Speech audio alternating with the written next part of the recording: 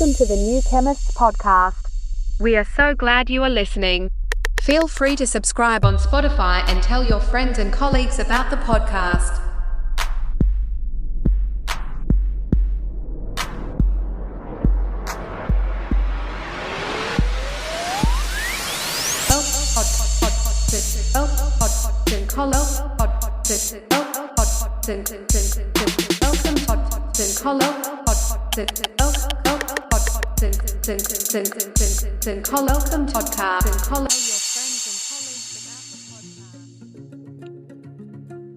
Our Deepest Fear by Marianne Williamson. Our deepest fear is not that we are inadequate. Our deepest fear is that we are powerful beyond measure. It is our light, not our darkness, that most frightens us. We ask ourselves, who am I to be brilliant, gorgeous, talented, fabulous? Actually, who are you not to be? You are a child of God. Your playing small does not serve the world. There's nothing enlightening about shrinking so that other people won't feel insecure around you. We are all meant to shine as children do. We were born to make manifest the glory of God that is within us. It's not just in some of us. It's in everyone. And as we let our own light shine, we unconsciously give other people permission to do the same. As we're liberated from our own fear, our presence automatically liberates others. Our Deepest Fear by Marianne Williamson.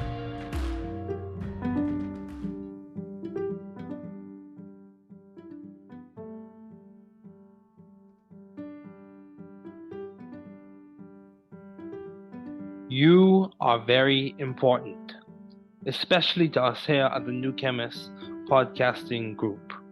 You listening in is significant.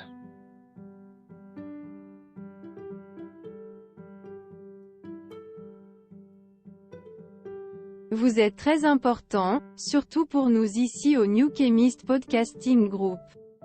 Votre écoute est significative.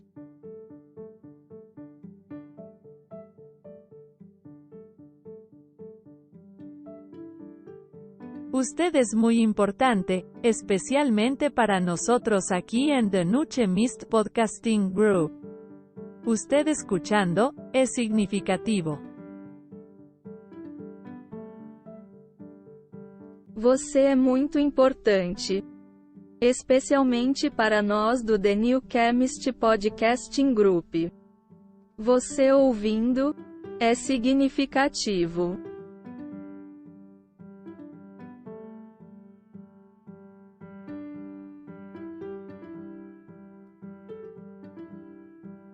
Είστε πολύ σημαντικοί, ειδικά για εμάς εδώ στο The New Chemist Podcasting Group. Το να ακούς είναι σημαντικό.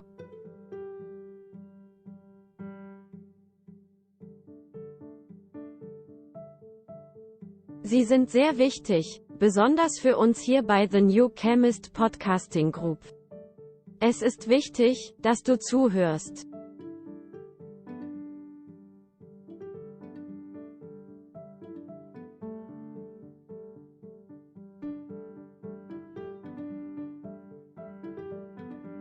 Je bent erg belangrijk, vooral voor ons hier bij The New Chemist Podcasting Group. Dat je meeluistert, is veelbetekenend. You are very important, especially to us here at the New Chemist Podcasting Group. You listening in is significant.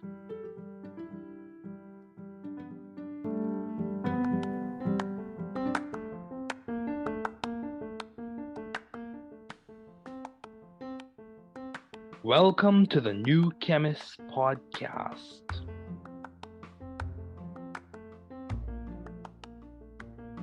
Bienvenidos al podcast del nuevo químico.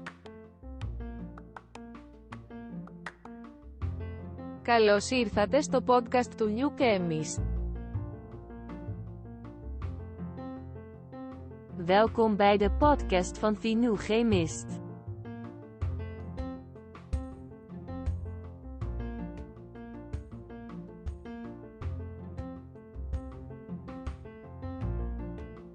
Bienvenue sur le podcast du nouveau chimiste.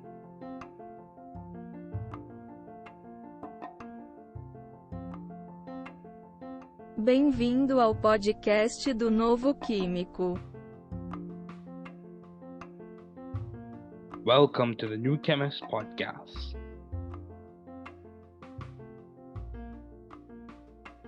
Work hard. Be value driven. You can do it. You can grow and learn it. You can be the difference you and your community needs. Don't give up.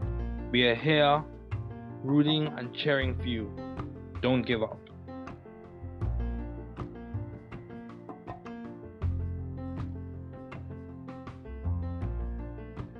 Travaillez dur. Soyez axé sur la valeur. Tu peux le faire. Vous pouvez grandir et l'apprendre. Vous pouvez être la différence dont vous et votre communauté avez besoin. N'abandonnez pas. Nous sommes ici pour vous encourager et vous encourager. N'abandonnez pas.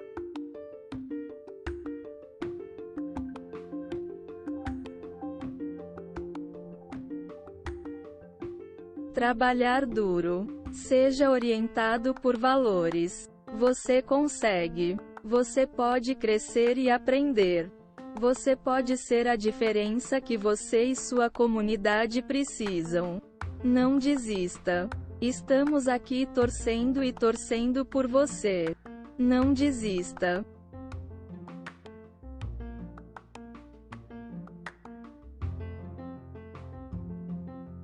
Δούλεψε σκληρά. Να οδηγείτε στην αξία. Μπορείς να το κάνεις. Μπορείτε να μεγαλώσετε και να το μάθετε. Μπορείτε να είστε η διαφορά που χρειάζεστε εσείς και η κοινότητά σας.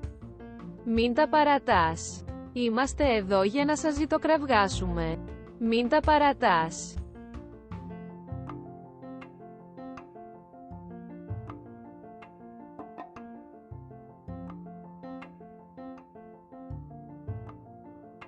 Trabaja duro. Sea impulsado por el valor. Puedes hacerlo. Puedes crecer y aprenderlo. Usted puede ser la diferencia que usted y su comunidad necesitan. No te rindas, estamos aquí animándote y animándote. No te rindas.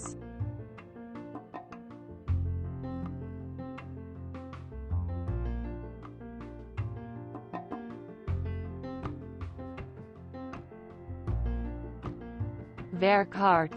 Wees waardegedreven. Je kunt het. Je kunt groeien en leren. U kunt het verschil zijn dat u en uw gemeenschap nodig hebben. Geef niet op. We zijn hier om voor je te roten en te juichen. Geef niet op.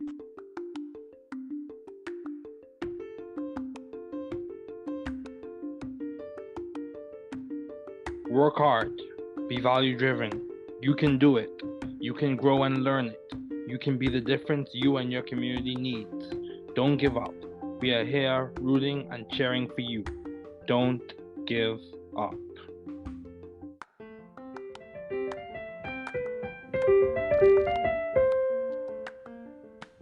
Thanks for listening.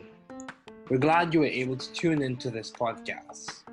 Once again, this is the New Chemist, where we discuss chemistry, which simply put is the science of change, as well as the other sciences, careers, community, research, and COVID-19. Thanks again for listening.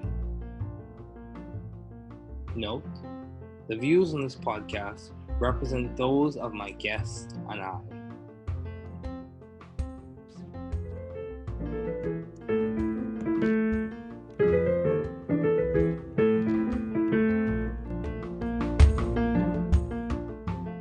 Thinking by W.D. Wintle. If you think you are beaten, you are. If you think you dare not, you don't. If you'd like to win, but you think you can't, it is almost a cinch you won't. If you think you'll lose, you've lost. For out in this world we find, success begins with a fellow's will. It's all in the state of mind. If you think you're outclassed, you are. You've got to think high to rise. You've got to be sure of yourself before you can ever win the prize. Life's battles don't always go to the stronger or faster man, but sooner or later the man who wins is the man who thinks he can. Remember, strategy, hard work, collaboration, and execution. You can do it. You can do it.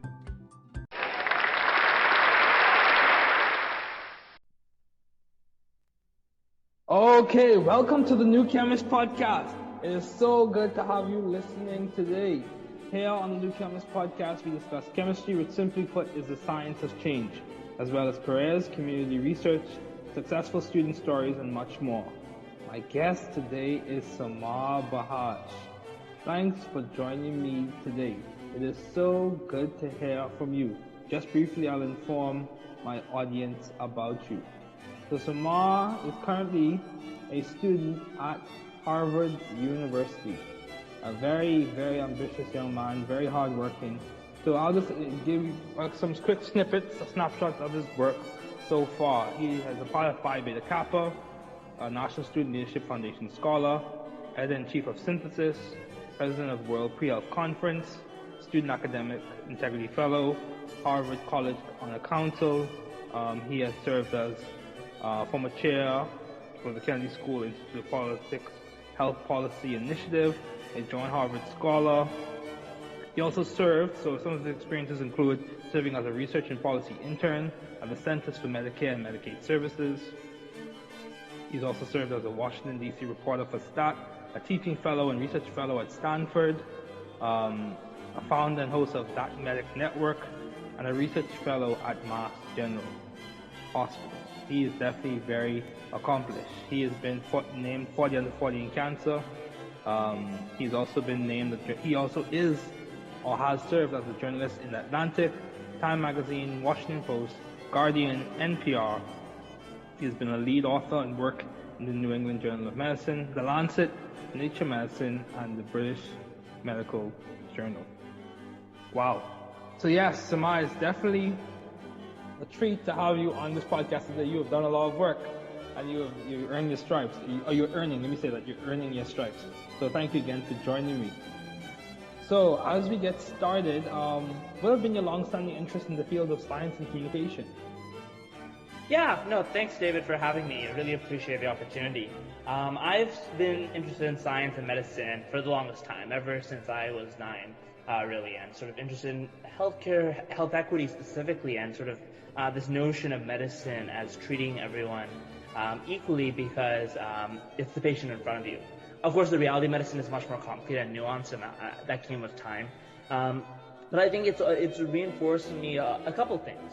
One is that there is sort of the power of medicine to heal, right? I mean, that is essentially the function, and it's a beautiful function. I don't think there's many professions where you have that opportunity to serve your fellow human being, fellow man, fellow woman in that way. And second, it sort of emphasizes to me the rift between science and the public. I think as researchers, both of us, we know very well how to communicate to other researchers. We do that through journal articles, we do that through conferences, and we can get very good at that. I think what's more challenging, but potentially more important, is communicating with patients, communicating with the lay public. And that's sort of where my interest in science communication came in. I started off doing research since about 2018, 2019, and then growing increasingly interested in how can I make this research more translatable, more actionable for the public. And I think that sort of started my interest in journalism, and which I started only last year in summer 2022. Are you serious? You started this last year and you've made all the strides? So I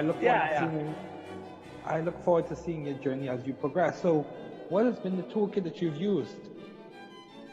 Yeah, no, I think it's an important question, and I think it comes down to a couple things. One is that if you're going to write for the public, if you're going to write for sort of this science journalism places, you want to have an eye for important questions, right? You want to be able to see sort of what are questions that matter to people. What do people care about? What do people want to know about? I'll give you an example. Over the summer, I wrote a piece on malaria. Malaria in Florida and Texas. There was these recent 5 cases of locally transmitted malaria across the states, and it was something people were worried about, right? So the piece I wrote was a simple explainer, trying to understand what this means, why people shouldn't necessarily worry, but what precautions they could take. And it was, enormously well read, right? Because it spoke to what people cared about, what mattered to them, right? So one thing is you want to make sure that you have an eye for important questions and you're able to write about it in a way that's clear and compelling. That's the second thing, right? Being able to write about it in a way that's clear and compelling. Because you can write about the greatest idea, but if it doesn't mean much to the average person, right, then it's no good to anyone. So all that is to say is I think those are 2 really important to look at, right? Eye for important questions, writing about things in a clear and compelling way. I think there's also just grit that comes as the third part. Of course. Because I said I started in summer 2022. I started off doing freelance journalism. Why did I do freelance? Because every journalism internship I applied for rejected me. So freelance was the last resort, right? Doing it on my own. And it meant that I was sending, over that one summer, I was sending probably 500 to 1,000 cold emails, right, to different editors, trying to get them to listen to what I had to say, get them to give me a chance, right? That's very good, dude. So I think it takes that sort of willingness to push forward through rejection after rejection, after no response, because you only need one yes, and then one becomes 2, and 2 and 3, and so on. Yeah, I agree. You need to get your foot in the door. That's very commendable, dude. Over 500, you said 500 to 1,000 cold emails? Yeah. Dude, that's interesting, dude. Because I wouldn't say I sent like 500 to 1,000 cold emails, but that same approach to being very tenacious, I employed the same thing. When I was at Georgia Tech and I tried to get a research position, given that I was new to Georgia Tech, as well as in other places as well, but specifically in Georgia Tech, this is where I employed that same thing. At Georgia Tech, I sent emails to professors, and I was really passionate about research. I mean, like, I would read the papers, and then start telling them what I think they could do, all the possibilities and future potentials associated with their cancer research and nanomedicine research, and all that other jazz. But this is the thing, didn't really get that many positions. Didn't get any positions, actually, initially. However, the one position I got made the world of a difference, because it allowed me to integrate and also meet with faculty who I otherwise would not have met through the summer undergraduate research experience in the College of Engineering. So yeah, dude, that's very commendable. So how do you maintain view of the bigger picture in your career and in your life in general? You speak about having to be tenacious, push past rejection. What motivating factor was in your mind? Did you have a community support, or did you have a lot of mentors who just reminded you this thing happens? How did you push through that rejection and keep in sight the big picture that allowed you to progress to where you are now? I mean, it goes to the core of why I do journalism, right? And I think it comes down to 2 factors, the big and the small. Okay. Right? The small is the patient, right? The patient in front of you, right? The one-to-one interactions you have, right? And sort of the tragic stories you hear, but also the hope that you hear, right? I spoke to a patient this summer who traveled 5.5 hours one way to get to her doctor's appointment, right? So 11 hours round trip, right? And she lives in this incredibly rural community in Colorado, and it's so inspiring to hear that, but also so tragic, and it reinforces the rural disparities. It reinforces this patient has obesity, and she was going to see her obesity medicine physician. It reinforces how valuable sort of medical care is for these patients, right? And that's what motivates me, right, to push past rejection. That I have this story in front of me, I have this patient who has trusted me with their narrative, something that, frankly, is not easy to share, right? And I feel not only in sort of a responsibility to justify their narrative, but also to push past. How can I give up when I'm carrying such a valuable piece of someone's life? So I think that's a small, and I don't mean that in that it's small important. I mean that it's a one-to-one relationship. Then the big is sort of, what is the cultural implication? What is the purpose of this? So on this story was on the shortage of obesity medicine physicians in the country. What's the big picture? The big picture is that we do a terrible job of treating obesity in the United States. Only 1% of patients get medication treatment. And we just simply do not treat it as a disease. We think of obesity as a moral failing, wrongly so. So it ultimately becomes like, if we have such a drastic misunderstanding, this is such a big problem, right? 50% of Americans will have obesity by 2030. So the big picture is that I have to be doing something to set the narrative in a more positive, productive, less stigmatizing direction.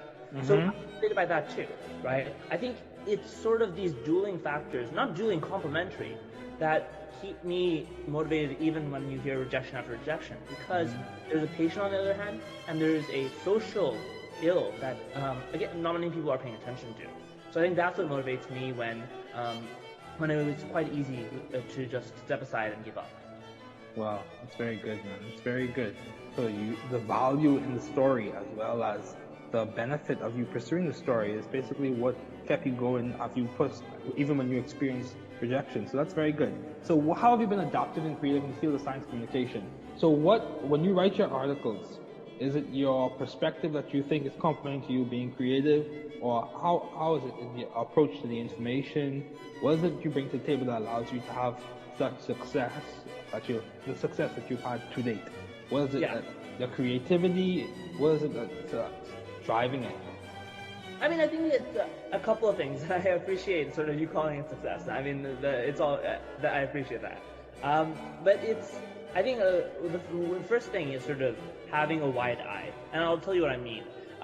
Just sort of looking at across different disciplines, right? I've written about everything from lung cancer screening to sepsis machine learning, to pig heart transplants, to bladder cancer surgery recovery, right? And there's benefits to having sort of this wide eye. You get to learn a lot about different fields, and you get to draw implicit connections that make your insights more valuable, more tangible. I think there's also something to be said about just writing in a compelling and narrative way, right? I mean, as humans, we reach out for narratives, right? When there's a narrative around us, it's instinctive. And I think it's this field of creative nonfiction that I think is really worth knowing about, worth emphasizing.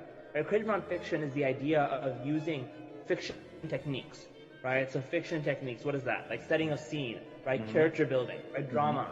And using that in a nonfiction sense, right? Because again, those are the things we cling to as humans, right? And when you're going to be writing about something as potentially archaic or as potentially just intangible, like pig heart transplants, right? I mean, you and I, like, we have never seen a pig heart transplant. It's hard to even imagine that, right? But if you write about it in a way that's compelling and interesting and creative, right, you draw people in and you can teach them something or two about science, something or two about history, something or two about the ethics. Okay, that's good. That's very good. So how have you sought out found the right environment to thrive scientifically and intellectually? So you're now at Harvard. You're at Harvard studying for undergrad. How was the process to getting there? What can you give us some insight into the story to getting there? What did you have to overcome? What did you have to do? What did you have to pursue? What did you have to not do? Right. Give or take, within measure, to be on this podcast. I mean, to be at Harvard. Yeah. Of course. Yeah.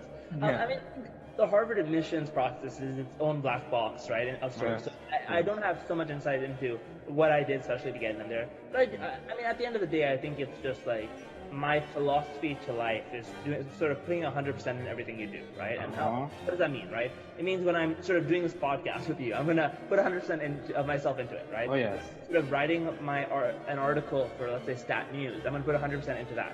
When I'm with my friends, right, and just chatting over dinner, I'm gonna put myself 100% into that, right? All that is to say is that I think each of these things are personally meaningful to me, and I want to make the most of it. And I think sort of that's a generally potentially a good philosophy in life. At least I like to think so. And I think that perhaps that was why, right, that helped me get here.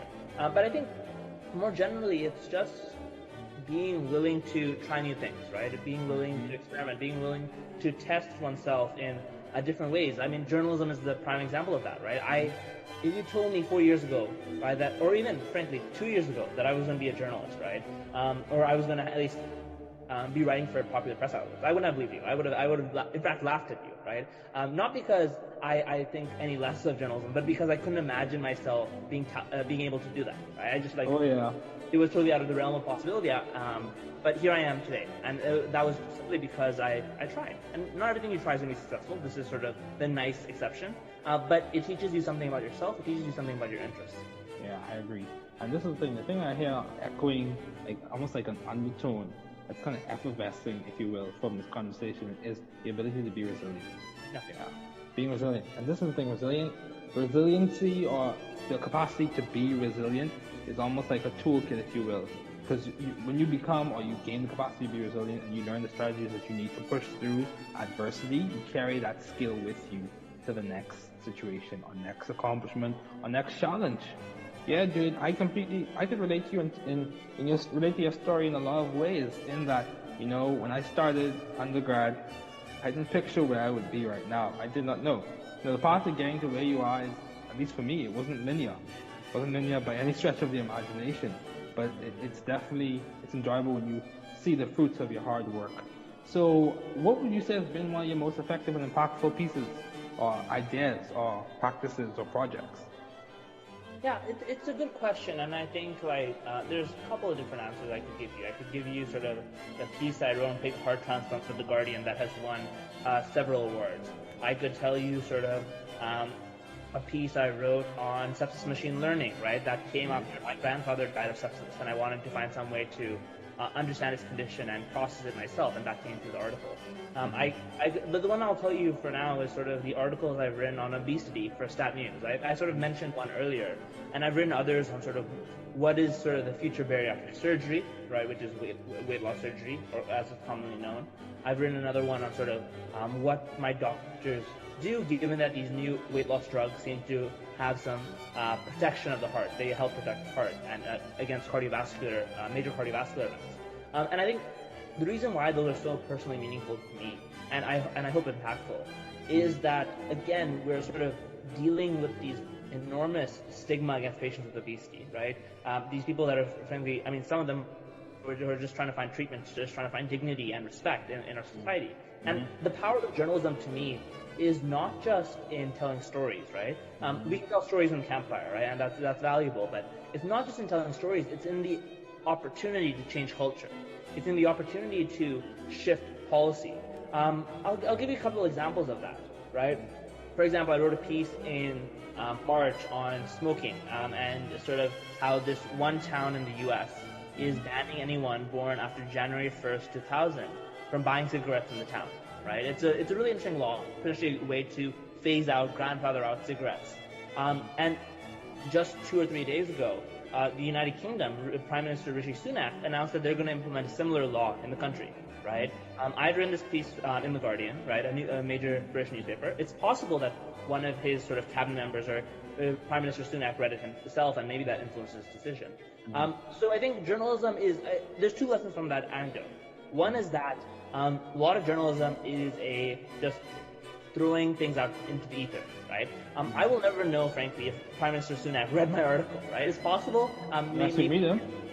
But unless I mean that, it's so. But I think I don't need to know. I think the emphasis is I don't need to know, right? Okay. I've spread my information in a wide audience, read by hundreds of thousands of people, right? And I have faith that it will influence policy, and I've taken the steps to try to put it into the hands of policymakers, sending it, emailing it to people in the UK, people in Australia, other people who are considering this law.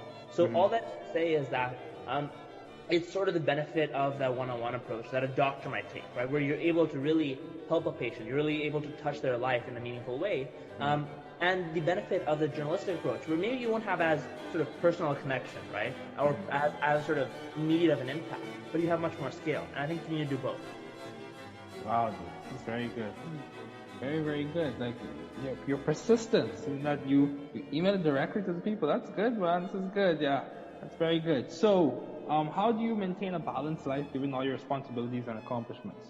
So, what practices have you implemented as a student? You said you're a senior, right? Correct? Senior?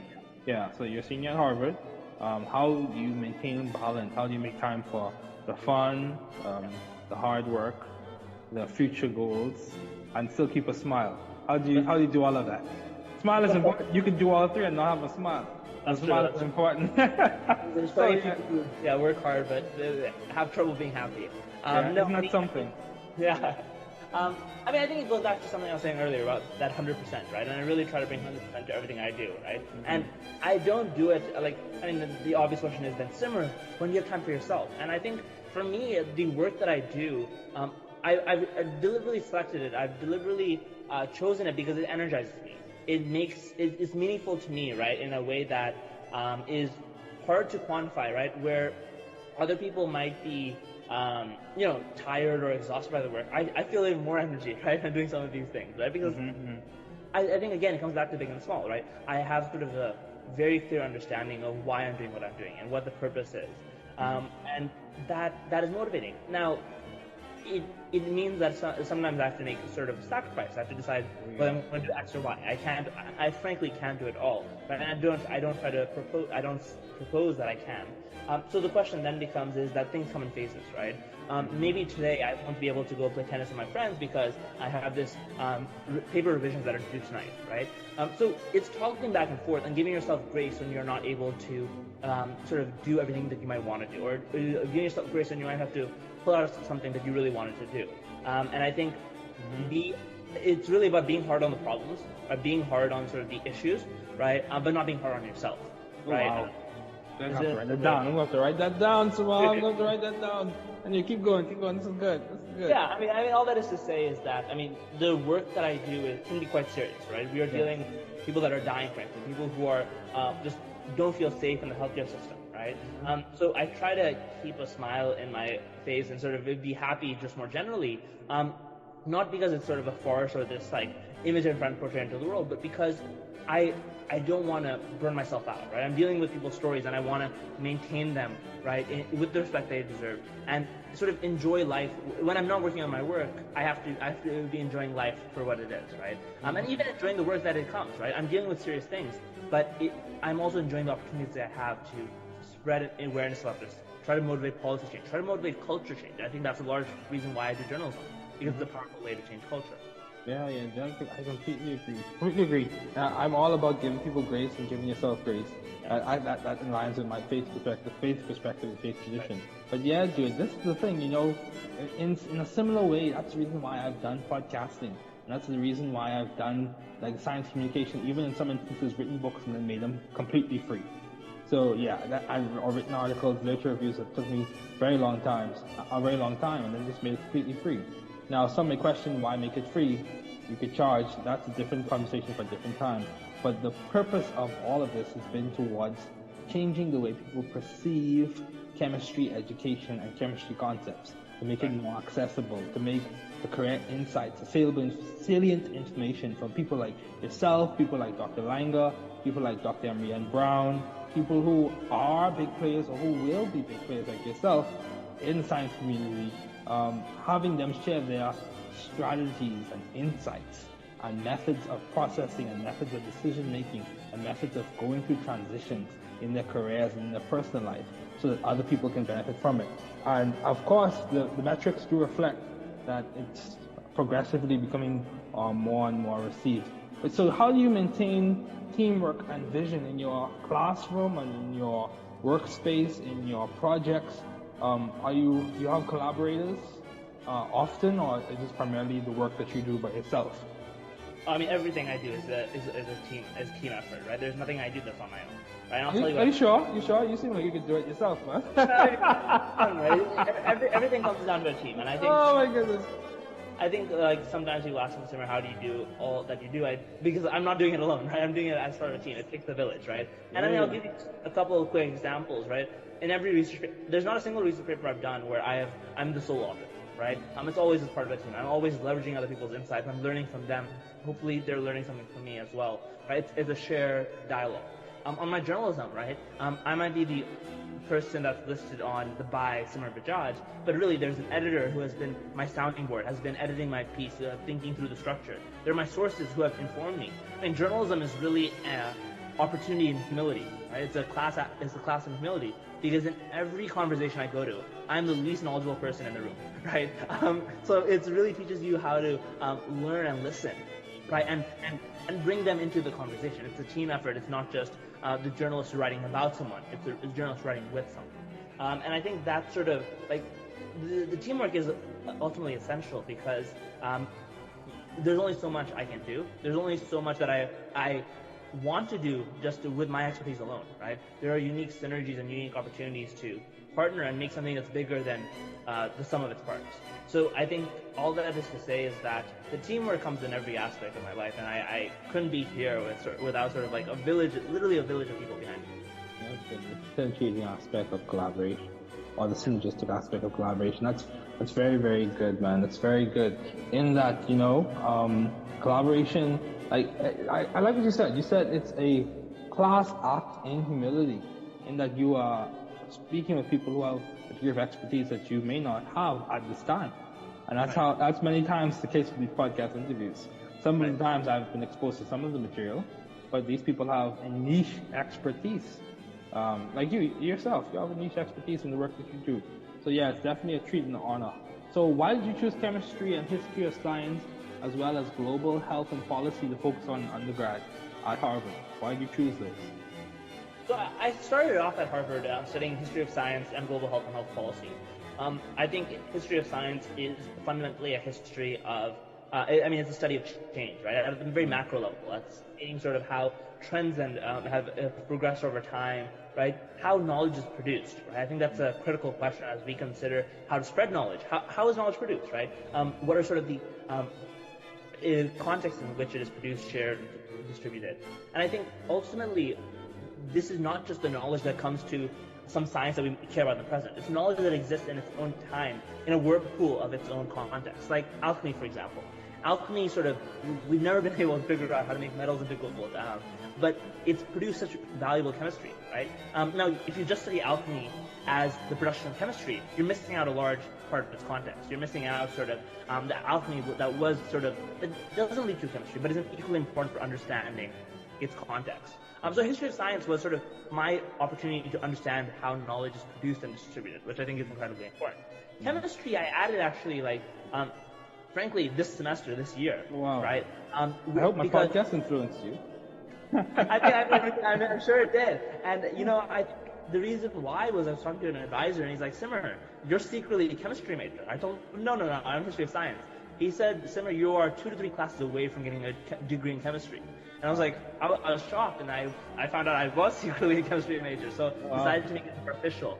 But, the way I see chemistry is not that, I don't claim to be a chemist, and I think that would be false of me to say. What I claim to be is sort of use it as a way of understanding science. Use it as a way, I like how you framed it at the beginning, sort of change, right? That's what chemistry ultimately is, right? It is electrons moving between orbitals, right? It is photons coming out. Okay, let's go to town if we can talk about chemistry. Let's go to town. Right. It's change at the micro level in a way that complements very nicely to the change that happens in history at the macro level, right? I think them teach me something profound, that change sort of is frankly possible. The fact that things are so different in the past means that they can be so different in the future. It's a message of hope, even as we face such serious issues as inequity, as we face such serious issues as stigma. Yeah, that's good. Yeah, there's a degree of determinism here. And also, at the same time, as we see with quantum phenomena, there's a degree of indeterminacy, in that just because it occurred in the past doesn't mean it'll necessarily be the case in the future. So that in that indeterminacy, I would say, in my opinion, there's a degree of possibility. So we don't know what the future will bring, so therefore we can plan and push and persevere for an even better one. Yeah, dude, that's almost like we're rattling around Heisenberg's ideas. But anyway, that's a different conversation for a different time. So what has been some of the most beneficial advice you have received as we wrap up? It's interesting, and I've been so fortunate to have such great mentors, all of whom have given terrific advice. But the advice that I always think of is sort of a Shakira song, right? A Shakira song. You like Shakira? I listen to everything, a little bit of everything. There's nothing wrong with that. Go ahead, enjoy your life. The song is try everything, right? And I think this circles back to, one of the themes of just our conversation, right? That you have to try everything because, not because you're going to do everything, but because you need to sort of understand what you like, what you don't like, what you're good at, what you're not good at, and what sort of, you might not be good at, but you're willing to put in the effort because you really like it, right? And sort of all that is to say is that, again, if I never sort of tried journalism, I would have never realized that I love it. And the other fact that I'm semi-decent at it, right? And I think that I've tried a bunch of things. I've tried 100 different things, right? I always like to tell friends about the story where, freshman year at Harvard, they have a club fair, and I signed up for 20 different clubs, right? And I just actively attending all the clubs, right? And I mean, most people would say that's crazy. I mean, and I do think that's crazy. I don't recommend it, but I think it was important for me in the moment to understand what is valuable for me, what do I want, what do I like, what I don't like. And I think ultimately, when you have sort of that opportunity to reflect, it's powerful. Yeah, dude, this is great. So, Simar, thank you so much for joining me today. I wish you all the best in your studies. I look forward to seeing the Nature and Science papers, and who knows, the Pulitzer Prize that you may win in the future. So take care, and all the best. Welcome to the New Chemist podcast. We are so glad you are listening.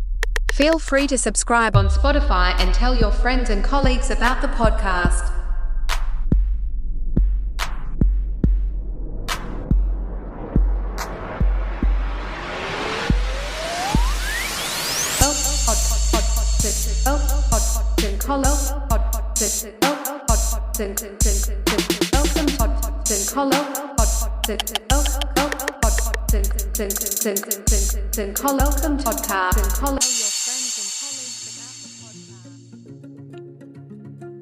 Our Deepest Fear by Marianne Williamson. Our deepest fear is not that we are inadequate. Our deepest fear is that we are powerful beyond measure. It is our light, not our darkness, that most frightens us. We ask ourselves, who am I to be brilliant, gorgeous, talented, fabulous? Actually, who are you not to be? You are a child of God. Your playing small does not serve the world. There's nothing enlightening about shrinking so that other people won't feel insecure around you. We are all meant to shine as children do. We were born to make manifest the glory of God that is within us. It's not just in some of us, it's in everyone. And as we let our own light shine, we unconsciously give other people permission to do the same.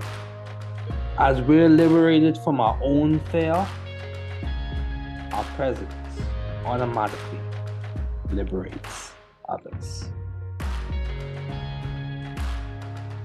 Our Deepest Fear by Marianne Williamson.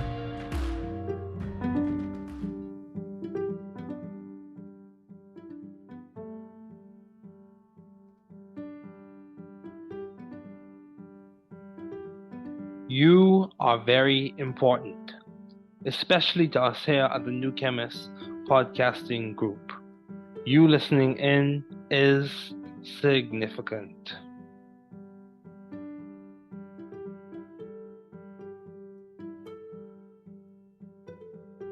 Vous êtes très important, surtout pour nous ici au New Chemist Podcasting Group. Votre écoute est significative.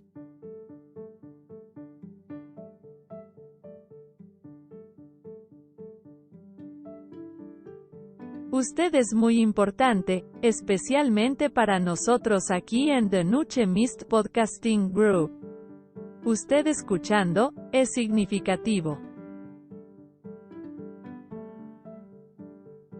Você é muito importante. Especialmente para nós do The New Chemist Podcasting Group. Você ouvindo, é significativo.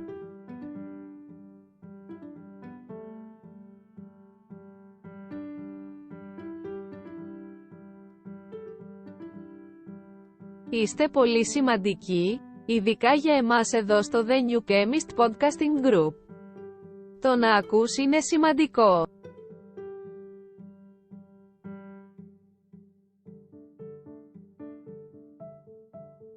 Sie sind sehr wichtig, besonders für uns hier bei The New Chemist Podcasting Group. Es ist wichtig, dass du zuhörst.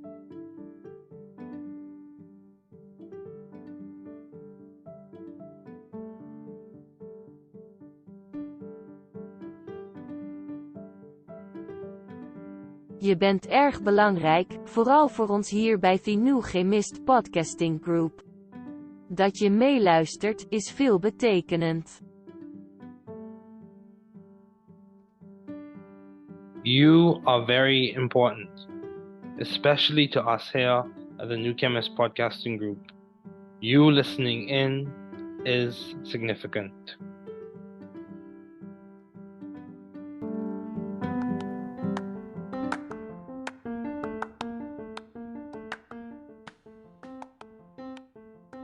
Welcome to the New Chemist podcast.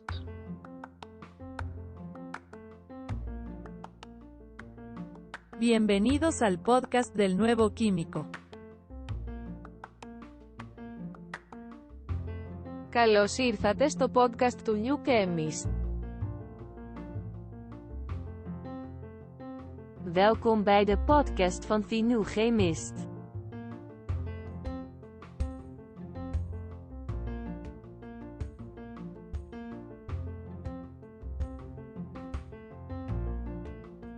Bienvenue sur le podcast du nouveau chimiste.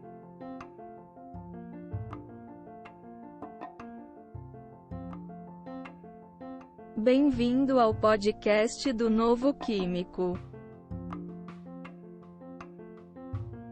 Welcome to the New Chemist podcast.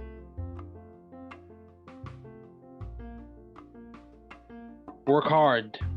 Be value-driven. You can do it. You can grow and learn it. You can be the difference you and your community needs. Don't give up. We are here, rooting and cheering for you. Don't give up.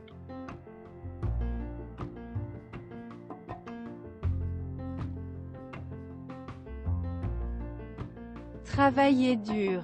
Soyez axés sur la valeur. Tu peux le faire. Vous pouvez grandir et l'apprendre. Vous pouvez être la différence dont vous et votre communauté avez besoin. N'abandonnez pas. Nous sommes ici pour vous encourager et vous encourager. N'abandonnez pas.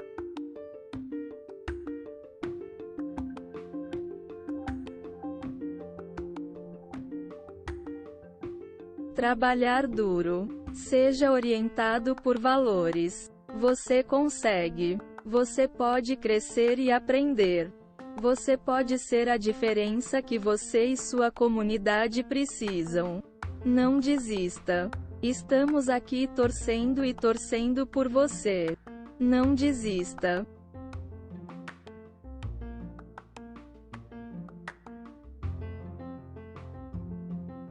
Δούλεψε σκληρά. Να οδηγείτε στην αξία. Μπορείς να το κάνεις. Μπορείτε να μεγαλώσετε και να το μάθετε. Μπορείτε να είστε η διαφορά που χρειάζεστε εσείς και η κοινότητά σας.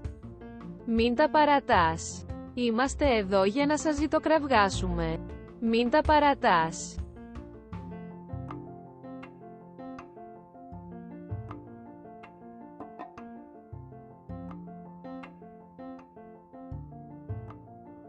Trabaja duro.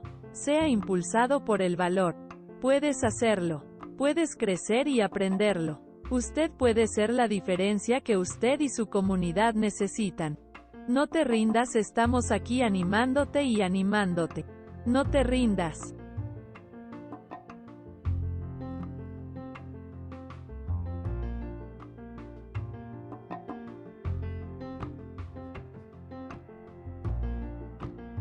Werk hard. Wees waardegedreven. Je kunt het. Je kunt groeien en leren. U kunt het verschil zijn dat u en uw gemeenschap nodig hebben. Geef niet op. We zijn hier om voor je te roten en te juichen. Geef niet op.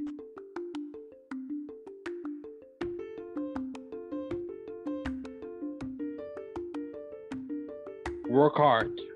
Be value-driven. You can do it. You can grow and learn it. You can be the difference you and your community needs. Don't give up. We are here rooting and cheering for you. Don't give up.